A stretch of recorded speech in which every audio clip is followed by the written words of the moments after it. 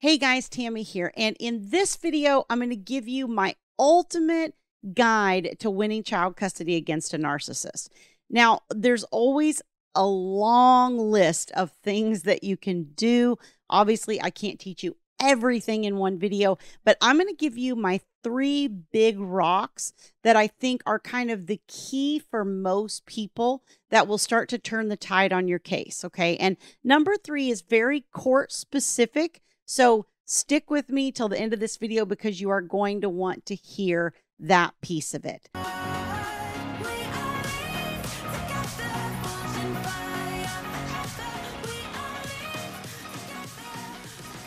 The first thing that I think that we have to do, and this is something that everybody does, especially at the very beginning of our case, and it causes you to really be sending the wrong message to the court.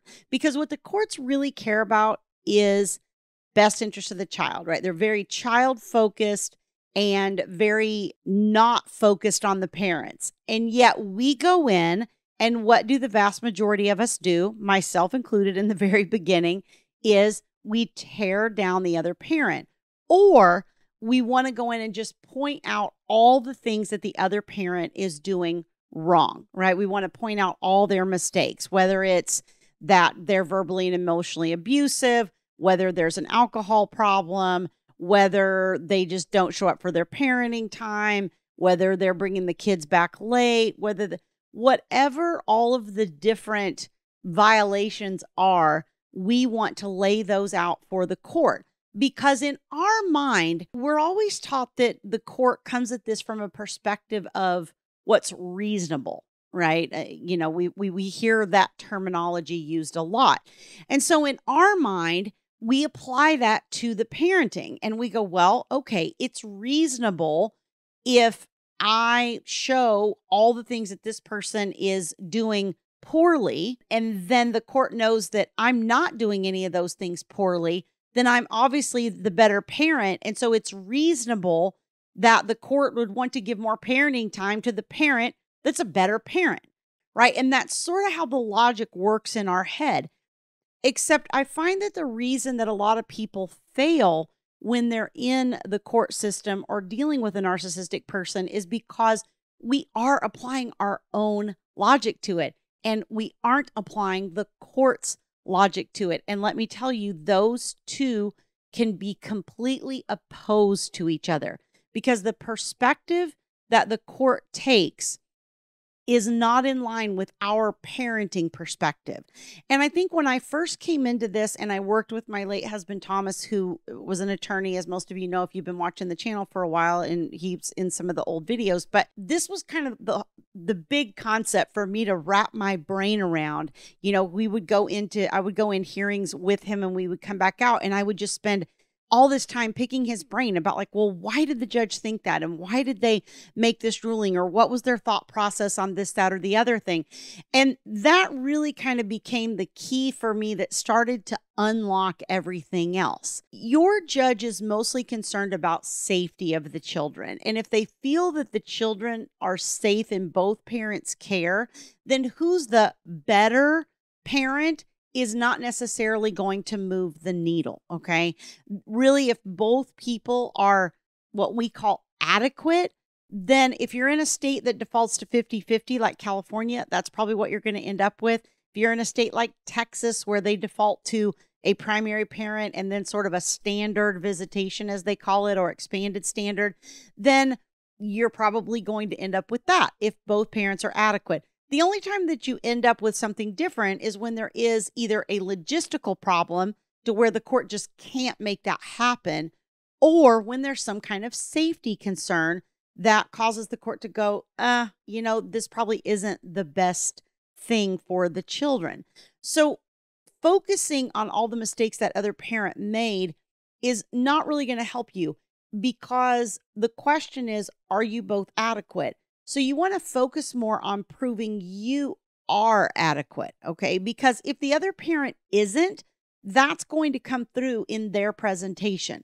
If somebody's really not focused on the kids, really focused on themselves, engaging in selfish behaviors, drinking excessively, doing things like that, that will usually come out during the course of the process itself. So really we want to focus on, look, I'm an engaged parent. Here's the hands-on things I do on the day-to-day. I take the kids to school. I cook dinner. I do homework. I change diapers. I get up in the middle of the night and do feedings. I coach the baseball team. I, coach cheer. Whatever your thing is that you participate in and do with your child, that's what the court is most focused on. And so if you're saying, look, I'm engaged in all these ways, and then the other parent shows up and they don't even know the name of the child's teacher, well, that's pretty obvious to the court who the more engaged parent is. You want to kind of let things unfold naturally as opposed to being focused on an agenda of what the other parent doesn't do or the mistakes they make, because then it comes across as you attacking the other parent instead of you being focused on your children. Number 2 thing that you want to do is focus on what you can control. Okay. And the good news is that is many, many things. There are many, many things that you actually can control. And we get so focused on trying to control the other parent, again, especially in the beginning when emotions are high and things are raw. And this is really, really tough. But when you start focusing on what you can control, this is really the main key to turning the tide in your case. And I talk to so many clients that are like, oh, well, if I just had a different attorney, or if I had had a better attorney for the children, or if the kids had had a better therapist, or the evaluator had been a better evaluator. We think that the key is the pieces of the system and having good enough or qualified enough or aggressive enough people within the system to accomplish our agenda. And I will tell you that that is almost never what the outcome is based on in my experience. What the outcome is based on primarily in my experience is the client's conduct. Plain and simple. If you want to bring it down to one core thing, your conduct is going to impact your case more than any other choice you make in your case. More important than the attorney you choose, more important than the experts you choose, more important than anything else is how you choose to conduct yourself. Now, what does that include? First off, I would say that most people are reactive to the other side, especially if you're the codependent person and you've been in with this narcissistic person. Usually we are the reactive ones, right? I mean, I'm in that codependent camp with you. So usually we tend to be the more emotionally reactive ones. And if that's the situation, then you have to, very first thing, start working through those emotions and controlling those reactions to the other person, because that's part of how they bait you, right? They go, oh, this person's crazy. And then they just kind of do little things to kind of attack you. And sometimes they're very passive aggressive, right? Little things that nobody else is going to notice that are meant as a dig at you. And then eventually, after so many pokes, so to speak, you react. And then they go, well, look, I told you this person was crazy. And then when the court is seeing that you're reacting to everything, it just feeds that other parent's narrative about you, right? It almost confirms what they're saying, because they're saying, oh, this person's crazy. And then you're being reactive, and then you're confirming for the court that you are in fact crazy because of your reaction. So that's number 1, I think, is just learning to control your reactions. And that's a very emotional component of this. Number 2 is communication. Your communication with the other parent can tell the court volumes. Your communication can hurt your credibility, or it can help your credibility. And if you can do your communication well, if you are working with an attorney, you can give them so much more ammunition to be able to use in court. And, if you're self-represented, you need that ammunition, right, to use in court. But you really have to learn how to utilize your communication in a way that sort of boxes the other parent in. And I'll tell you that one of the big mistakes that most people make with communication is that they try to document their case. And the court doesn't want communication about the child to be used as documentation purposes, okay? But there are subtle ways that you can kind of box that parent in a little more and be able to gain or gather evidence on the things that they are doing. When I work with clients on this, communication is something we dig really deep on, because even just down to the verbiage that you choose in your communication can make a big difference with a narcissist. Narcissists are control freaks. They usually want to do exactly what you're asking them not to do. And so there's a lot of thought for me personally when I'm working alongside a client into what verbiage do we specifically use in this situation so that we can try to get the result we want. And look, if you send a communication and then they agree and they do what you want, fantastic. And if they don't, then hopefully you've worded things in a way that shows the court that they're uncooperative or they're not agreeing, or whatever that aspect of their character that you're trying to bring out is. There is a way to do that in the way that you structure your communication. And again, those can be really helpful in providing credibility for your case and for what you're saying. And credibility tends to have like a domino effect. If you can show that you have done what you said you're going to do and you're credible, and when you tell the court something like it's not a lie, you have stuff to back it up and you have all these things, then what happens is, you can really start to gain some momentum, because then everything that comes out of your mouth becomes believable by the court because you've shown this history of being credible. So then when you say other things, those are taken as credible too, even if you maybe don't have evidence on that particular issue. The other thing that I tell people to do is document. Documentation is so within your control, and it's something that can be tedious and time consuming, and it can feel overwhelming, and like, what do you document? What do you not? But honestly, when you have the documentation, you have detailed records of events, which again goes back to the credibility. I talked to somebody today who the other parent is withholding the child. And I said, okay. And what their comment to me was, well, the other parent does this all the time. Okay, so if I'm standing in front of the court and I'm saying the other parent withholds the child all the time, what goes through a judge's mind is like, okay, what is define all the time? What does that mean? Is that once a month to you? Is that once a week? Does that mean you've only seen the child twice in the entire year? Like, what are the concrete numbers to that? Okay. Or do you have the exact dates that you were supposed to have visitation that the child was withheld? Learning how to document things in that way, again, it gives you credibility. And then you can go in and just present the facts and say, the child's been withheld and I have not had my regular visitation with the child on the following dates. And then you don't even have to say mom, dad, whoever. You don't even have to say their name or even bring them into it. The court's going to know, obviously, that they were the one that was withholding, and it's going to kind of bring them into it naturally, but not in a way that you're having to attack and point out that the other parent is withholding the children, right?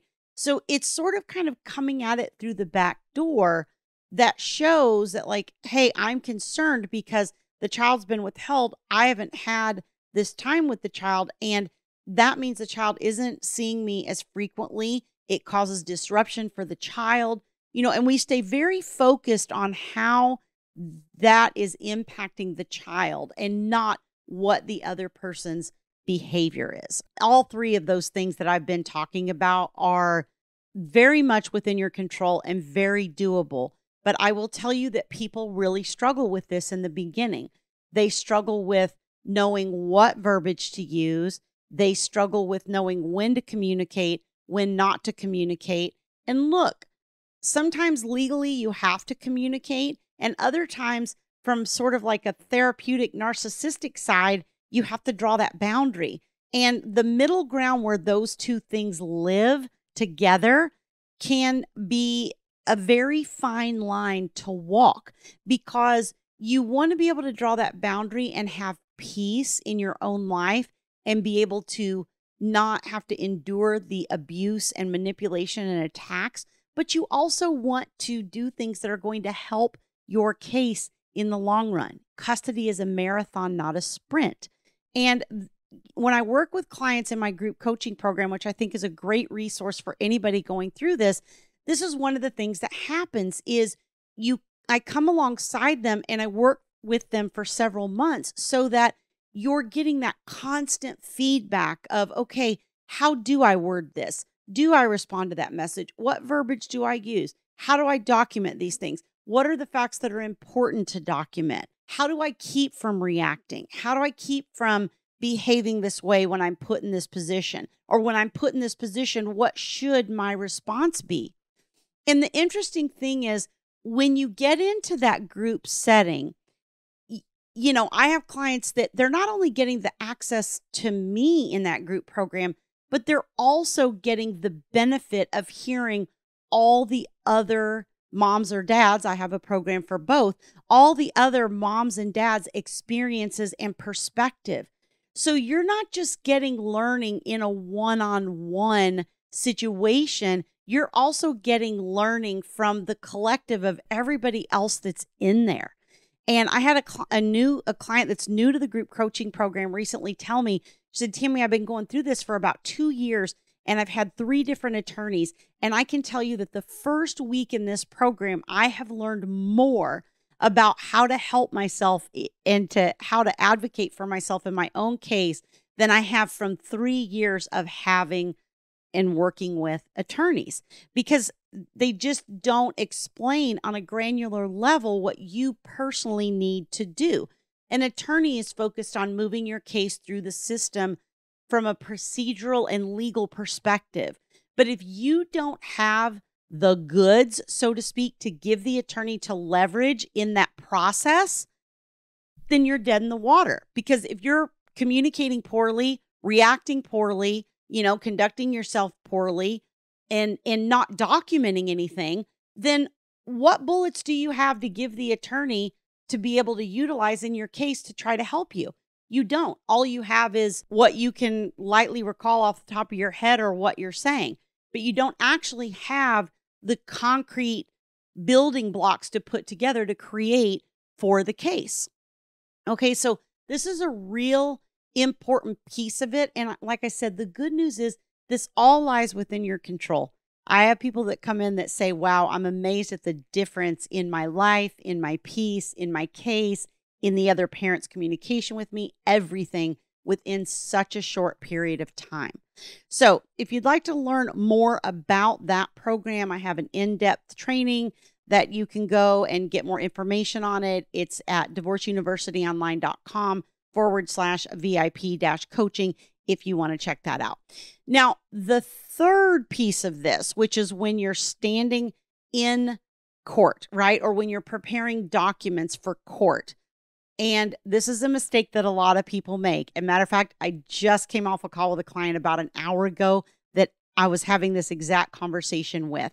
And what we do is we tend to want to throw everything we have at the court. What that does is you have to think of it as throwing rocks into the ocean.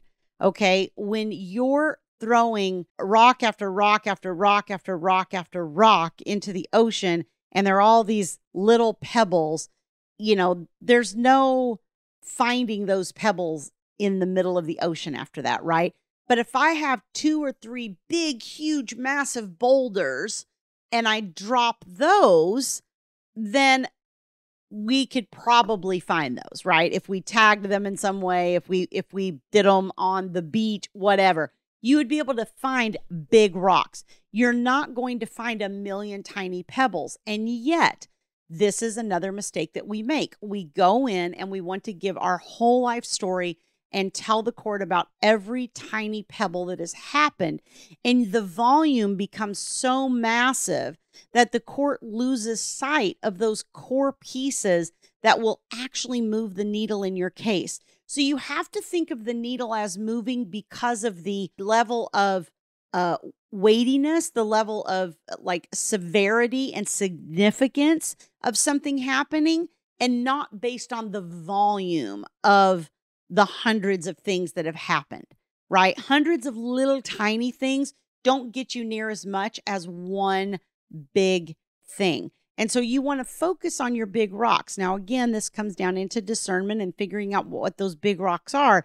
But when you're inundating the court with too much information, your main points get lost, and then you don't get the result that you were looking for in court. And so many people come out disappointed. And I think a vast majority of the time, it has to do with how we're presenting that information. It's not even the information we're presenting, but it's the context in which it's getting presented. The framework is really a key piece of this. Okay. So if you would like to learn more about my coaching services, or again, if you want to check out that group program and get more details, and I have a video on that'll answer your questions and give you all the information that you need about it, you can go to divorceuniversityonline.com/VIP-coaching.